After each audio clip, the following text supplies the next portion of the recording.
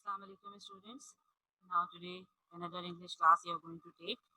So before starting, I have some instructions for you. First of all, please let me know, can you hear me properly? If you can, please turn your hands. Now listen the instructions first carefully. You will turn off your video during the lecture. You will ask question after completion in chat box. Okay, through chat you will ask questions, but after completion, first you will listen to your teacher. You will listen the complete description of the chapter, and then after homework you will ask question through chat. Okay, you should have textbook, rough copy, and something to write, pen or pencil. Focus on listening first. Don't ask questions during lecture. Once again, I'm telling you. And then after learning, you will be assigned a homework, and that homework will be done in your fair copy. Okay, let's start the description. Today, the topic that you are going to learn is on page number 7, the second chapter of your book, that is Shah Abdul Latif. Shah Abdul Latif, the chapter is based on a personality. The chapter is totally about the personality Shah Abdul Latif. Okay, so open page number 7. I will read the chapter for you. Side by side, I will make you understand. Both the things we will do together. Okay? So focus on listening to me carefully. Islam is the first paragraph and the second paragraph. Before starting first and second paragraph, let me tell you, these two paragraphs are not directly about Shah Abdul Latif. These are the introductory paragraphs. Okay. Islam is the religion of peace. God sent the Prophet as a blessing to mankind. He won people's hearts by his kind nature and gentle ways. His noble example was followed by many of his followers in all ages. Ages means all eras, all over the world. It was through the efforts of these saintly men that Islam spread far and wide. These holy men were extremely successful in bringing non-Muslims to the fold of Islam. So there are many shrines of such saintly men or such saints. For example, there are some examples. Like Data Ganj Bakhsh and Mian Mir Sahib in Quetta, in Peshawar, in other cities of Pakistan, there are many tombs or shrines of these men. In Sindh, there are two famous saints. One is Kalandar Lal Shehbaz, another is Shah Abdul Latif. So at the end of this paragraph, now the name of Shah Abdul Latif has been introduced. Otherwise, before this name, there was just introduction of the topic. Who are saints? Was born in 1102 Hijra calendar. I told you yesterday about Hijra calendar, and the place is Hala Haveli. Born in 1102 Hijra, the time, the year, and the place is Hala Haveli. Acha, it was the time of King Aurangzeb. The ruler was King Aurangzeb when Shah Latif came into this world or was born. Shah Latif's ancestors, I told you yesterday, forefathers, means great grandparents or grandparents. They came to Sindh. It means that they were not actually from Sindh. They came here during the days of Tamerlane. Tamerlane is the name of a king. It's not a word separately. It's the name of a king. And Tamerlane is also 7, 8 times great grandfather of King Aurangzeb. So in the days of Tamerlane, Shah Latif's ancestors, Shah Latif nahi, Shah Latif's ancestors came to Sindh, and they liked Sindh because it was the center of Muslim culture. And Muslim culture was very wide. They liked the environment, the practices people were doing as a Muslim. They liked it. That's why they decided not to go back to Hijrat, that was their city. They stayed in Sindh. They thought, okay, we will live here. And after so many years, it means almost 300 years, they had Sayyid Habib Shah, one of their descendants. Come to page number 8 now. But no one would have remembered their names or learnt about them if many centuries later one of their descendants means child or children or a person from someone's lineage, one of their children, Sayyid Habib Shah, who is the father of Shah Abdul Latif. Sayyid Habib Shah had not been blessed with a son. This son was Shah Abdul Latif, who, okay, page number 9, it's not 8, who grew up to be Saint Lal Latif. And when Shah Latif came in this family, to this family now became a famous family. Still, people talk about Shah Latif as well as his family. Otherwise, they were ordinary people like us.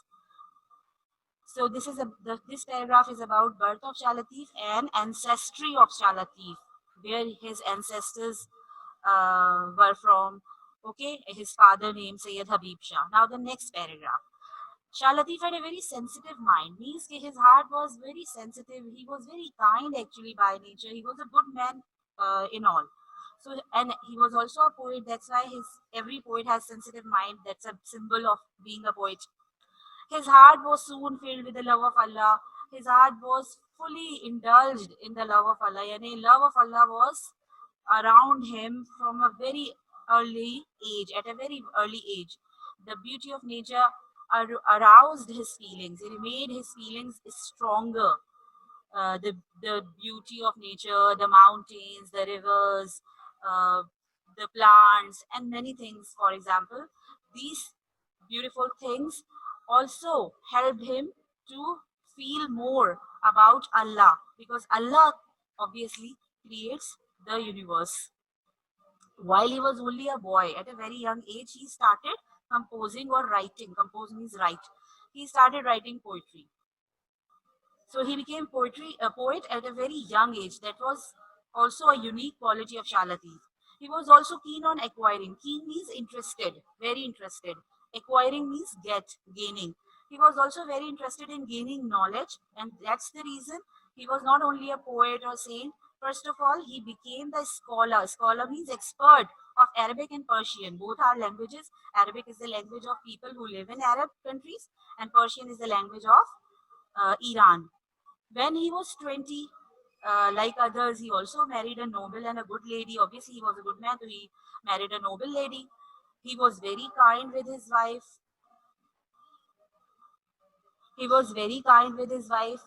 So, because he was overall a positive man, a good man. Not he was good with everyone, with wife, with common people, with family. But the love for Allah in his heart was growing more and more. And this feeling, made him feel restless. Restless means bechain, not feeling comfortable. So he did not want to live a normal domestic life, but he had to live. But he was not feeling good in living that domestic means gharelu life, normal life like us.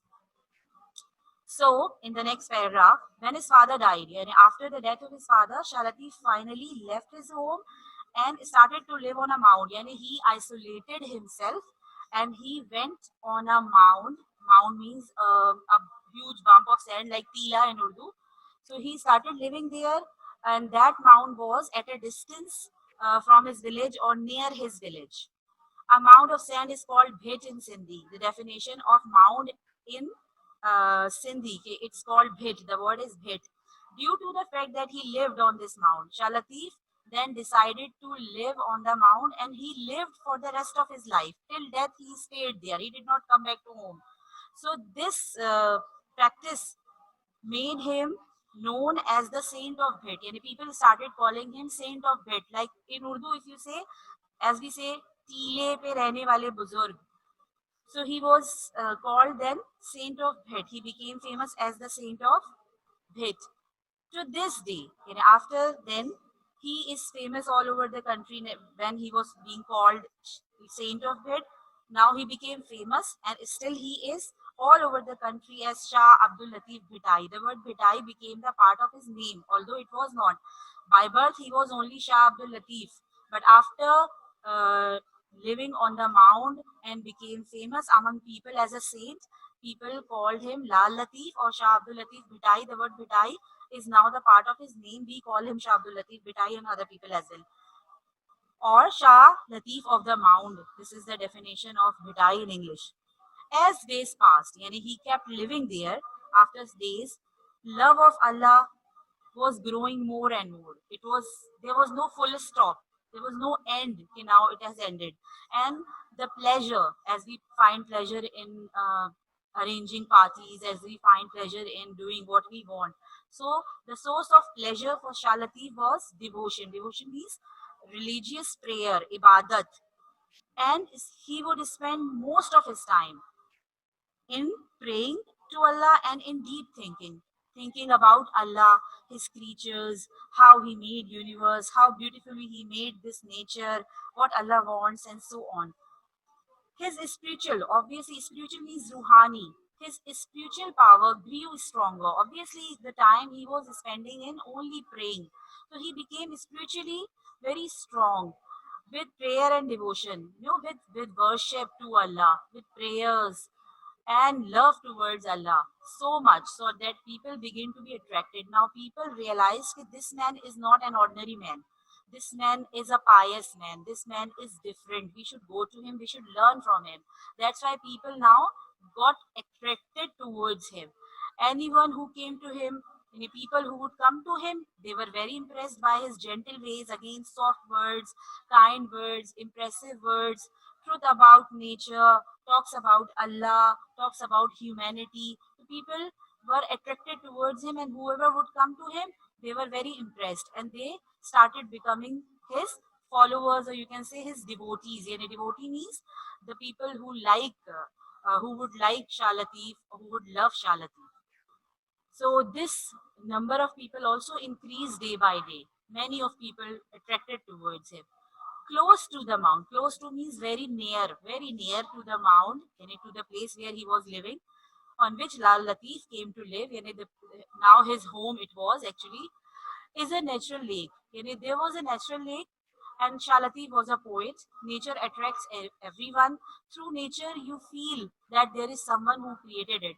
So Shah Latif's poetic nature loved the calm atmosphere because it was somehow isolation from the world. He was living at a corner somewhere where people would not live. They would just come to him and then leave him.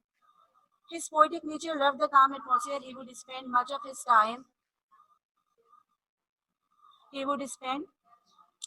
time sitting on the bank. That's why he would keep sitting on that on the corner. Bank means corner of that or edge of that lake. While sitting there, what he would do? He would enjoy the beauty. Yes, he would enjoy, but how? By praying to God, by praising Allah, and by composing poetry in Allah's praise. H is capital here, you can see. It means that he would compose poetry to praise Allah. How my God creates this universe, how he gives us blessings and all. Now, Shah Latif was not only a saint and a poet. As you have come to know, Shah Latif was a saint, he was a poet, but he was also a musician. Music was a great source of comfort for him. And this skill enabled him. Enable means make him able to make many improvements and changes. He changed the music of his time that was difficult because he would not like difficult music. Overall, he was simple, and simplicity was a symbol. So whatever work he did, he put simplicity in it. He did not agree with the idea that music should be difficult because he, again, as I said, he did not like difficult music. He did not thought music should be difficult. So he made music simple. Simplicity he brought in music. He also invented a musical instrument, tamburo. That is an instrument that is like an instrument which was used by Arabs, but number of strings. Strings means thin wire. Number of strings was different, but it was quite like that instrument. To this day, tamburo is now popular. Still, it is popular. Young people, old people, they all enjoy playing tamburo. They sing songs of Shah Latif. Songs of Shah Latif means Shah Latif was not a singer; he was a musician, and he would compose tunes. How this poetry is to put into music, in the form of music. So these lovely tunes people still enjoy. Now Latif died in 1165 Hijra, and he was buried on the same mound where he was living. And on that same tila, he was buried. Buried means dafan karna. A famous king, Ghulam Shah Kaloro, was also his devotee. He was also the fan of Shah Latif. So what he did to show his love, he built a shrine over his grave. There was only Shah Latif's grave. He built a shrine or a huge building on it. And people, devotees of Shah Latif, also collected his poetry and then published this poetry in the form of book. And this book is called Risalo of Shah Latif. Shah Latif's poetry was poetry for people. Yani he wanted to give message to people the message of love and simplicity and Islam as well. So his poetry was in a very simple language. Every common man can understand his poetry. And this collection of his poetry, Risala of Shah Latif, is so valued. How we come to know? Because it has been translated into many other languages. It means that it is internationally famous. One more quality of Shah Latif's poetry is its moving music, because Shah Latif was also a composer, so he would compose music also on his poetry. So moving music is also a quality of his poetry. Easily musical rhymes were produced on his poetry very beautifully. Now the people who cannot understand Sindhi and that typical Sindhi, they can also enjoy by listening this, although they don't understand the words, the meanings, but they enjoy it. This is something very melodious, very something touching, or it touches heart. This music touches human heart. Latif's Urs means death celebration, is held at his shrine every year. The date is 14th Safar. Safar is the second month of Islamic calendar. As Muharram al Haram ends, Safar starts. So on 14th of Safar, his his death celebration is celebrated every year. What people do in Urs? They come to his shrine. Many of thousands of people, his devotees, they come at his shrine. They listen to saints and other saint songs as well as Shah Latif, which are sung on tamburo. Yani tamburo is played and then these songs are sung by different saints, different people, and they offer their prayers. And they don't only talk about Shah Latif, they also offer their prayers. They pray their namaz and common things that they pray at home, obviously, daily namaz. Many learned, educated men read papers. Similarly, one more thing that they do, many learned men read papers that tell about Latif's life, in it, the history, what Latif had, what Latif did, what Latif wanted to convey to people, actually his message. And that message was actually composed in the form of poetry as well. They read about the poetry of Shah Latif. Now, near his tomb, near his shrine, there is a rest house, there is a library, and now a museum. The shrine has been rebuilt, and it has been built better way in a better way, or it has been connected with the main road, means it has been expanded. Bada karke main road se it has been linked. Now people can easily go to it. Its lovely white dome representing the purity and dignity of Latif, because white color is the color of purity, is the color of uh, is a color of dignity, honor. Dignity means honor. So it has been seen because it's very huge. Dome means gumbad. It can be seen when you enter the city. You can see it far away. Latif's message, in one word, if someone asks you what is the message of Shah Latif, you can say his message is based on love. He believed in the brotherhood, bhaichara, that is the practice of Islam, equality of man. No one is superior, no one is inferior. All the humans are same. All the humans are Allah's creature. So we cannot discriminate them. He is superior because his family is this and that, or he is superior because he is wealthy. He is inferior. So equality of man and pleasing Allah, pleasing God. And how can we please God? Obviously by good deeds. So he thought that these are the things every man or every Muslim has to do. And this, according to him, is the goal of life, and not according to him, according to every true Muslim. To please Allah is the goal of life. Now, if we do so, so we are successful. If we really please Allah by doing good deeds, it means we are successful.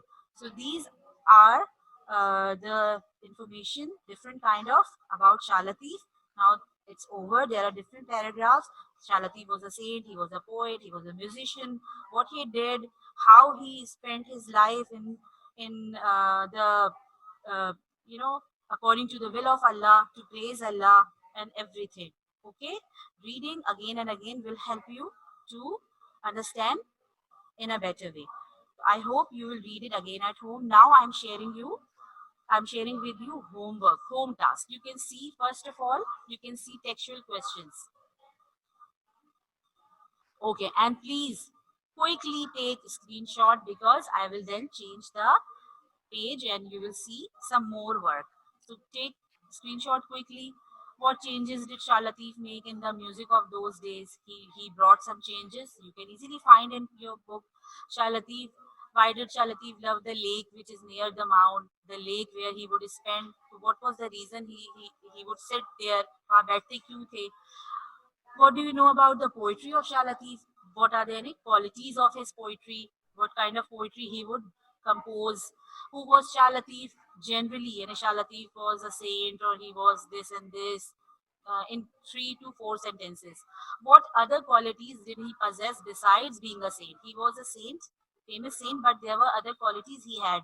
So write down about that qualities and especially remember write down in 3 to 4 sentences, not lines, sentences. What is the message of Shah Latif to us? This answer you will write down in your own words, but through your proper understanding and relevant to the topic. You cannot write according to your own understanding that is totally different. No, should be relevant, should be rational. What did Shah Latif's collection of poetry come to be known, and why is this collection so valued? Everything is in your book. The collection of poetry. What is the name of this book, and why it is very much valued? Why is Shah Latif called Bhitai? The reason to be called Bhitai.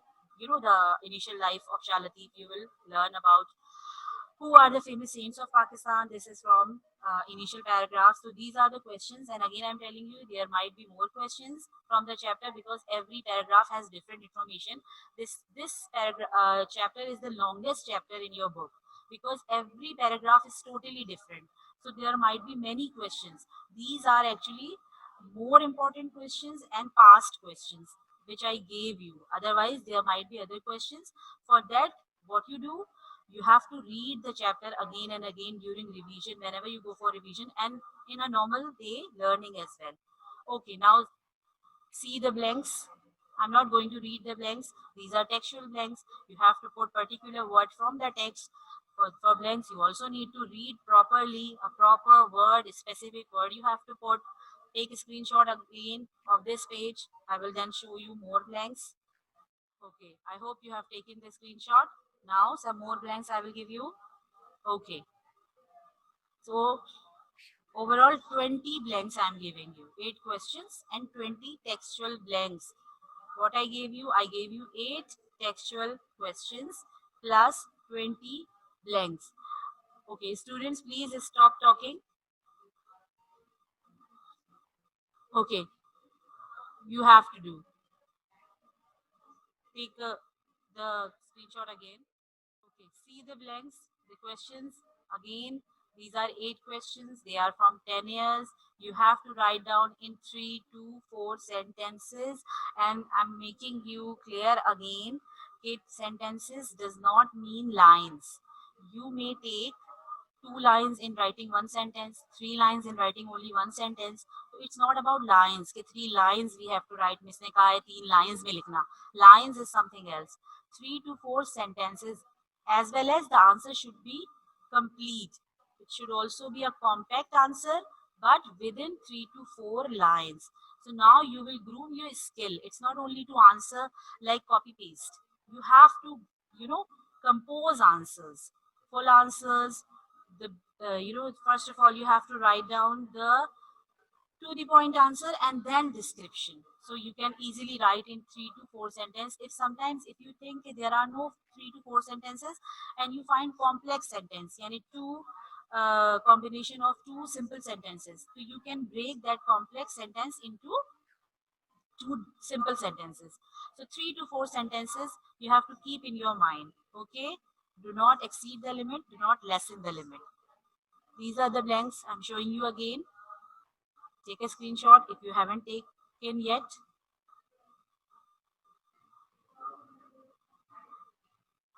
Okay, now your homework has been shared. I have explained you the topic. So this is done and I'm going to start question answer. So you can ask me question through chat. Okay, write down your questions. I will then answer you. Okay, don't raise your hands. Write down your questions. I will not unmute you. Okay, raise your hand is not the option.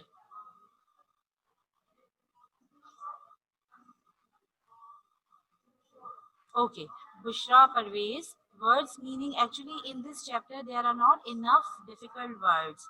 So I have told you side by side while description what the meanings of some new or a little bit difficult words. So don't need to write in your copy. I have told you, you should have written on your book with pencil if you need, or in a rough copy. Anyone who can't listen to me, that's the problem with your system, beta. Okay,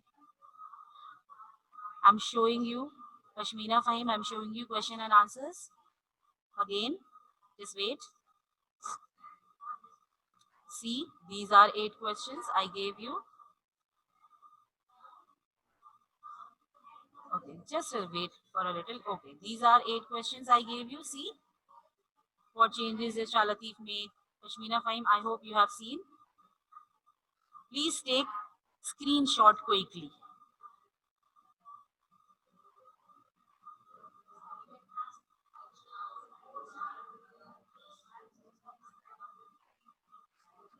कल का homework बता दूं. I gave you textual question answers as well as textual blanks and 5 MCQs.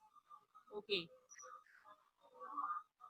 Descendants mean offspring, children, somehow you can say, as we say, from the lineage of someone. किसी की जैसे कहते हैं नहीं उसकी नस्ल से है, like in Urdu.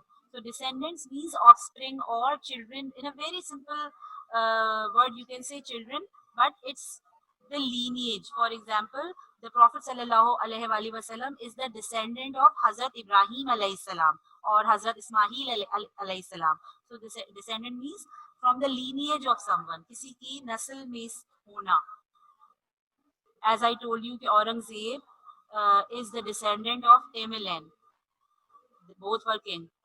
Saint means pious men, नेक लोग, who spend life according to will of Allah. They don't like worldly issues. Important issues obviously they perform, but they like to worship. They like to think about Allah. They don't like worldly pleasures. Pleasure for them is to praise Allah, is to worship for Allah, is to think about Allah. Meditation, the word meditation, have you ever heard? Meditation means to deep, to think deeply. And that meditation is about the universe, about the creator of the universe. So saints are actually pious men, neck log. Okay. Question number 6. Okay. Abdul Rahim, question number 6 is, what did Shah Latif's collection of poetry come to be known? Yani, what is the name of this poetry?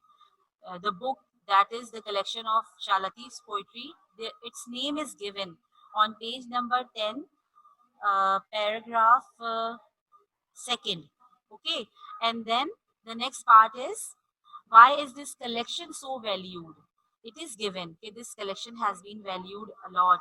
So the reason is also given in the same paragraph, page number 10, paragraph number 2, last 6-7 lines you can easily find out.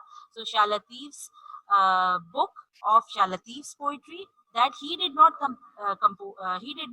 collect. His devotees, the people who love Shah Latif, some like students of Shah Latif, somehow you can say, or the fans of Shah Latif collected it. Okay, if you don't have book, I showed you the content on screen, so you should have taken the screenshot. If you say, okay, let me show you, you can take screenshot from here. And now books are on shops. Try to find out somewhere else. On another shop, maybe you find book exercises. Book exercises actually are that kinds of exercises you have learned. So you can do or you can solve in your book as well, or you can write in your copy. It's up to you. What I gave you, that is must to be done. Otherwise, the rest of the things, if you want, you can do. Bhitsha. Bhitsha is the name of a city. That is a small city now. The city is called Bhitsha, where his tomb is. Shah Latif's tomb जिस शहर में है, that small city is called Bhitsha now. Aisha Khan. Okay. It was through the efforts of these, Saira Muhammad Arif. It was through the efforts of these saintly men. After the Prophet ﷺ, Islam reached overall, everywhere, all over the world. It has reached now. How it reached? Because the true followers of the Prophet in his life, his Sahaba, and then after his life, and then so on. So these saintly men again, these pious men or true Muslims, good Muslims, they spread Islam far and wide. Far and wide means dur dur tak. Now you can find Muslim everywhere. Okay, aroused. Aroused mean awake. This is the second or third form of arouse. Now D is added. Arouse, Aisha Noor. Arouse means awake. You can hear the word arouse is used, which made his feelings more, clear and stronger. Or you can say provoke. You know, the beauty of nature provoked him to feel more or about God or the creator of that beauty. Kindly take screenshots. I'm sharing you the content of the book, the given homework. So if you haven't taken yet, kindly take it. Dignity, honor, izzat, ehtaram. As we say, dignified guest. When we welcome someone, we say, welcome to our dignified guests. Izzat maab guests. So dignity means honor or respect. Fayazuddin, I will remove you. Don't do this. Okay, Imran, I'm telling you the meaning of dignity is respect. If you have any other question, please ask me. Okay, you have to do, first of all, you have to do question answers. Okay, Saint of Bhit. Bhit is the name of the place, and the definition of Bhit is also given in Sindhi language. Shalatif was, a Sindhi man. By language, he was Sindhi. He would speak in Sindhi. In Sindhi, Bhit means a mound of sand, Tila. So Shalatif was called Saint of Bhit, yani the saint who lives on Bhit. That's why he was called Saint of Bhit. And this Bhit word makes another word Bhitai. Bhit and then Bhitai. Acquiring knowledge. Acquire means gain, get. Acquire means to get or to gain. Hasil karna. Yesterday content. Homework, if you are talking about, I can show you. Okay, tomorrow I will show you yesterday's homework. Okay, okay. Girls and boys, I have answered you. So I hope you have got it and do your work properly in a fair form. The questions I gave you, the 20 blanks I gave you, this work is compulsory to be done in copy. So do it. Other things, if you do, that will be your efforts and appreciable by your teacher. Okay. So Allah Hafiz, we are going to close this meeting.